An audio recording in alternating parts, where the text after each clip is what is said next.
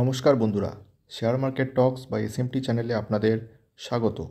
যদি ভিডিওটি ভালো লেগে থাকে লাইক করবেন, সাবস্ক্রাইব করবেন এবং বেল আইকনটি প্রেস করে দেবেন। তো বন্ধুরা, আজকে কথা বলবো একটি খুব ডিমান্ডিং একটা স্টককে নিয়ে, এবং সেটা পিএসইউ সেক্টর রিলেটেড একটি স্টক। আমার অনেক দর্শক বন্ধুরা কিন্তু আমাকে রিকোয়েস্ট করেছে এই শেয়ারটিকে নিয়ে একটা ভিডিও বানানোর জন্য। সুতরাং ভিডিওটি শেষ পর্যন্ত সঙ্গে থাকুন। এই কোম্পানি সম্বন্ধে ডিটেলস আপনাদের আমি শেয়ার করব আজ। প্রথমেই একটা বিগ ডিসক্লেমার দেবো, এটা কোনো ডাইরেক্ট রেকমেন্ডেশন নয় যে আপনারা গিয়ে শেয়ারটিকে কিনে নিন বা বেচে দিন। আপনারা নিজস্ব রিসার্চ করবেন কোম্পানির সম্পর্কে, তারপরে কিন্তু আপনারা কোম্পানিতে ইনভেস্ট করবেন। আমি এই কোম্পানির যে ডিটেলস রিপোর্ট সেটা শুধু আপনাদের কাছে শেয়ার করব, বাকি ডিসিশান সম্পূর্ণ কিন্তু আপনারাই নেবেন। আর সেই স্টকটি হলো এনএইচপিসি লিমিটেড। এটি একটি গভর্নমেন্টের পিএসইউ স্টক, আপনারা অবশ্যই জানেন। এই কোম্পানির সমস্ত ডিটেলস আজকে আপনাদের সঙ্গে আমি শেয়ার করব। এই কোম্পানির বিজনেস গ্রোথ, কি বিজনেস করে কোম্পানি, এবং এর ফিনান্সিয়াল সম্পর্কেও আপনাদের সঙ্গে ডিটেলস আমি আজকে শেয়ার করব। ভিডিওটির সঙ্গে থাকুন। তো বন্ধুরা, আপনি যদি এনএইচপিসি লিমিটেড এই কোম্পানির প্রোফাইল দেখেন, তো এটি একটি মিনি রত্ন কোম্পানি এবং গভর্নমেন্ট সেক্টরের একটি স্টক। এর মেনলি যে বিজনেস সেটা হচ্ছে হাইড্রো ইলেকট্রিক পাওয়ার এই কোম্পানি জেনারেট করে। তার সঙ্গে সঙ্গে কিন্তু এই কোম্পানি রিসেন্টলি সোলার পাওয়ার এবং উইন্ড পাওয়ার নিয়েও কাজ করছে। কোম্পানির যদি কারেন্ট প্রজেক্ট এবং পাওয়ার ক্যাপাসিটি দেখেন আপনারা, তাহলে লক্ষ্য করবেন যে কোম্পানি রিসেন্ট বা কারেন্ট কিন্তু যে পাওয়ার ক্যাপাসিটি আছে সেটা প্রায় 7,000 মেগাওয়াটের মতো। তার মধ্যে কিন্তু দেখতে পাচ্ছেন 5,500 মেগাওয়াট হচ্ছে কোম্পানি নিজে ওন করে, এবং বাকি যে 1,500 মেগাওয়াটের মতো পাওয়ার সেটা কিন্তু তার সাবসিডারি কোম্পানি এনএইচডিসি কিন্তু রান করে। আর কোম্পানির যে টোটাল 7,000 মেগাওয়াটের যে ক্যাপাসিটি আছে, তার মধ্যে আপনারা যদি দেখেন যে হাইড্রো ইলেকট্রিক পাওয়ার জেনারেট করে 6,971 মেগাওয়াটের মতো, আর বাকি 50 মেগাওয়াট কিন্তু সোলার এবং উইন্ড পাওয়ার কোম্পানি জেনারেট করে। কোম্পানির যদি কারেন্ট এবং আপকামিং প্রজেক্ট আপনারা দেখেন, তাহলে লক্ষ্য করবেন যে কারেন্টলি কোম্পানি কিন্তু 8টা হাইড্রো ইলেকট্রিক প্রজেক্ট এই মুহূর্তে করছে, যার ক্যাপাসিটি হচ্ছে 6,434 মেগাওয়াটের মতো। এবং কোম্পানি ফিনান্সিয়াল ইয়ার 23-তে 800 মেগাওয়াট প্রজেক্ট কিন্তু অলরেডি কমিশন করেছে, এবং FY24-এ কিন্তু কোম্পানি 2,000 মেগাওয়াট কিন্তু আরও পাওয়ার যে আছে সেটা কমিশন করবে। সেই সঙ্গে কোম্পানির 6টি প্রজেক্ট কিন্তু ক্লিয়ারেন্সের জন্য আটকে আছে, এবং তার ক্যাপাসিটি আপনারা যদি দেখেন 5,756 মেগাওয়াট একটা ক্যাপাসিটি, এবং জয়েন্ট ভেঞ্চারে একটা প্রজেক্ট আছে যেটা 930 মেগাওয়াটের মতো, এবং আরেকটা সাবসিডারি প্রজেক্ট আছে 66 মেগাওয়াটের মতো। শুধু তাই নয়, আপনারা যদি লক্ষ্য করেন তাহলে দেখবেন যে এনএইচপিসি লিমিটেড কিন্তু রিসেন্টলি বিভিন্ন স্টেটের সঙ্গে কিন্তু মৌ সাইন করেছে। যেমন বিহার স্টেট হাইড্রো ইলেকট্রিক পাওয়ারের সঙ্গে মৌ সাইন করেছে, উড়িষ্যা গভর্নমেন্টের সঙ্গেও তারা এগ্রিমেন্ট সাইন করেছে, সেই সঙ্গে Jammu and Kashmir state power development কর্পোরেশনের সঙ্গেও কিন্তু তারা মৌ সাইন করেছে নতুন নতুন প্রজেক্ট এক্সিকিউশনের জন্য। সেই সঙ্গে company Rajasthan renewable energy development কর্পোরেশনের সঙ্গেও কিন্তু একটা প্রজেক্ট সাইন করেছে, এবং সেটা হচ্ছে প্রায় 10,000 মেগাওয়াটের রিনিউয়েবল এনার্জি প্রজেক্ট তারা তৈরি করতে চলেছে। এবং তার সঙ্গে অন্ধ্রা গভর্নমেন্টের সঙ্গেও কিন্তু প্রজেক্ট সাইন করেছে। 7টা পাম্প স্টোরেজ তারা বানাবে, যার ক্যাপাসিটি হচ্ছে 6,600 মেগাওয়াট। কোম্পানির সোলার প্রজেক্টের দিকে যদি আপনারা লক্ষ্য করেন, তাহলে দেখবেন যে কোম্পানি উড়িষ্যা গভর্নমেন্টের সঙ্গে কিন্তু টাই আপ করে প্রায় 500 মেগাওয়াটের একটি ফ্লোটিং সোলার পাওয়ার প্রজেক্ট তারা করতে চলেছে, যার 74% কিন্তু এনএইচপিসি নিজে ওন করবে। সেই সঙ্গে এনএইচপিসি অলরেডি 1000 মেগাওয়াটের একটি সোলার পাওয়ার প্রজেক্ট কিন্তু তারা অফার পেয়ে গেছে Indian renewable energy development agency বা ইরেডার থেকে। সুতরাং এই সমস্ত আপকামিং যে প্রজেক্টগুলো আছে সেগুলো ছাড়াও আপনারা যদি কোম্পানির ফিউচার এক্সপানশন প্ল্যান দেখেন তাহলে দেখবেন যে এনএইচপিসি কিন্তু অলরেডি প্ল্যান করেছে তার যে পাওয়ার ক্যাপাসিটি আছে সেটা 7,000 থেকে বাড়িয়ে 16,285 মেগাওয়াটের মতো তারা করবে 2032 সালের মধ্যে, এবং যেটা কিন্তু তার কারেন্ট যে ক্যাপাসিটি আছে তার থেকে প্রায় 2.5 গুণ। এবং কোম্পানির যে সোলার পাওয়ার বিজনেস আছে সেখানেও কিন্তু এক্সপানশানের যে টার্গেট আছে প্রায় 1000 মেগাওয়াটের কাছাকাছি।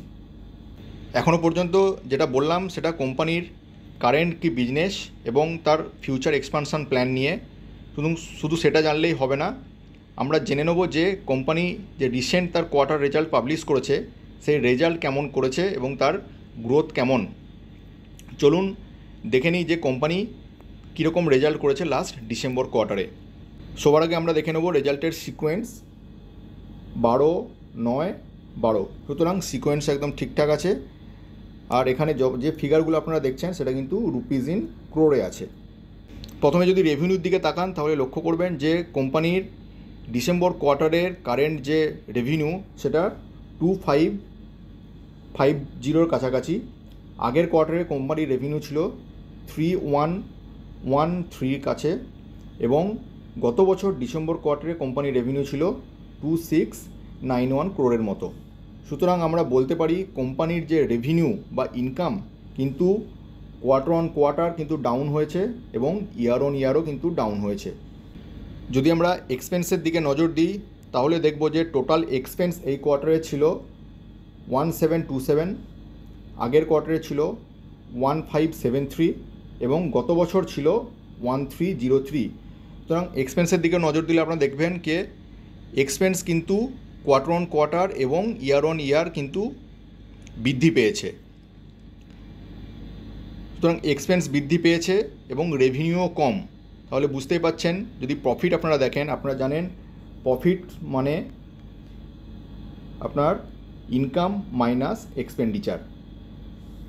কোম্পানির প্রফিট যদি দেখেন তাহলে এই কোয়ার্টারে কোম্পানির প্রফিট হয়েছে 822 ক্রোর। আগের কোয়ার্টারে কোম্পানির প্রফিট ছিল 1540 ক্রোর এবং গত বছর কোম্পানির প্রফিট ছিল 1390 ক্রোর।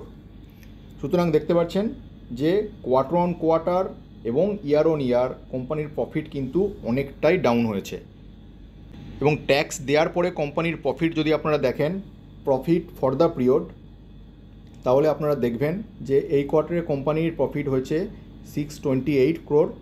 আগের কোয়ার্টারে কোম্পানির প্রফিট ছিল প্রায় 1700 কোটি টাকার মতো এবং গত বছর কিন্তু এই প্রফিট ছিল প্রায় 775 ক্রোর। সুতরাং আপনারা নিশ্চিত দেখতে পাচ্ছেন যে কোম্পানির কিন্তু প্রফিট কোয়ার্টার অন কোয়ার্টার এবং ইয়ার অন ইয়ার কিন্তু ডাউন হয়েছে। সুতরাং কোম্পানির শেয়ার প্রাইস যেভাবে বৃদ্ধি পেয়েছে তার সঙ্গে যদি কোম্পানির রেজাল্টের আপনারা তুলনা করেন তাহলে অবশ্যই লক্ষ্য করবেন যে কোম্পানি রেজাল্ট কিন্তু আদৌ স্যাটিসফ্যাক্টরি নয়। তার ওই যে প্রাইস এই মুহূর্তে চলছে শেয়ারে সেটাকে জাস্টিফাই করার জন্য। সুতরাং এই মুহূর্তে কোম্পানিতে ইনভেস্ট করাটা কিন্তু খুব একটা সুবিধাজনক নয় বলে আমার মনে হয়।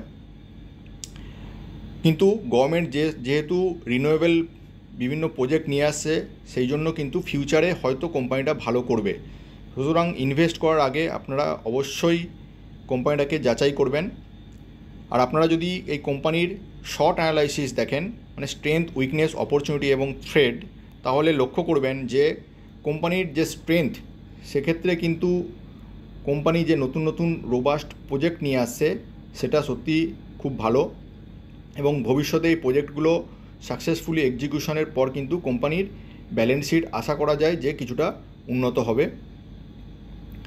আপনারা যদি কোম্পানির উইকনেস দেখেন যে কোম্পানির কিন্তু সেলস গ্রোথ খুব একটা ভালো নয়, রেজাল্ট সেটাই বলছে। এটাই হচ্ছে কোম্পানির বিগেস্ট উইকনেস এই মুহূর্তে। যদি অপরচুনিটির কথা বলি তাহলে অবশ্যই বলবো যে গভর্নমেন্ট যেহেতু রিনিউয়েবল এনার্জি সেক্টরে অ্যাগ্রেসিভলি পুশ করছে, নতুন নতুন রিনিউয়েবল এনার্জি প্রজেক্ট নিয়ে আসছে এবং সেক্ষেত্রে এনএইচপিসি যেহেতু হাইড্রাল প্রজেক্টের সঙ্গে সঙ্গে রিসেন্টলি সোলার প্রজেক্ট এবং উইন্ড প্রজেক্টেও কাজ শুরু করেছে, সুতরাং নতুন নতুন অর্ডার কোম্পানি পাবে এটা নিশ্চিত।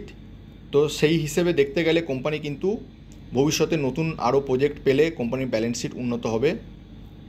এবং থ্রেটসের দিকে যদি দেখেন তাহলে গভর্নমেন্টের যে বিভিন্ন ডাই ইনভেস্টমেন্ট যেগুলো করে থাকে গভর্নমেন্ট, সেগুলো যদি ভবিষ্যতে নিয়ে আসে বা কোম্পানি যদি বিচার করে যে রিনিউয়েবল প্রজেক্ট সেভাবে কোম্পানি করবে না, তাহলে কিন্তু এই কোম্পানিতে গ্রোথ কিন্তু খুবই সীমিত হয়ে যাবে। সুতরাং আমার যদি মতামত আপনারা চান, তো আমি বলবো এই কোম্পানিতে এই মুহূর্তে টাকা ইনভেস্ট করা বুদ্ধিমানের কাজ হবে না। কোম্পানি আগে ব্যালেন্স শিট গ্রোথ দেখাক, ব্যালেন্স শিটে কিছুটা উন্নতি আসুক, কোম্পানির রেজাল্ট ভালো দিক এবং একটা কন্টিনিউয়াস গ্রোথ যদি কোম্পানিতে থাকে, তারপরেই কিন্তু আপনারা এই কোম্পানি সম্বন্ধে বিবেচনা করে দেখবেন। তবে এটা আপনাদের সম্পূর্ণ নিজস্ব ব্যাপার, আপনারা নিজস্ব রিসার্চ করবেন, তারপরেই কোম্পানিতে ইনভেস্ট করবেন। এটা কোনো ডাইরেক্ট রেকমেন্ডেশন নয় যে আপনারা কোম্পানিটা শেয়ার গিয়ে কিনে ফেললেন বা বেচে দিলেন। সুতরাং নিজস্ব বিচার বিবেচনা করে আপনার কোম্পানিতে ইনভেস্ট করুন। থ্যাংক ইউ বন্ধুরা, এখনকার মতো এই পর্যন্ত। দেখা হচ্ছে পরের ভিডিও।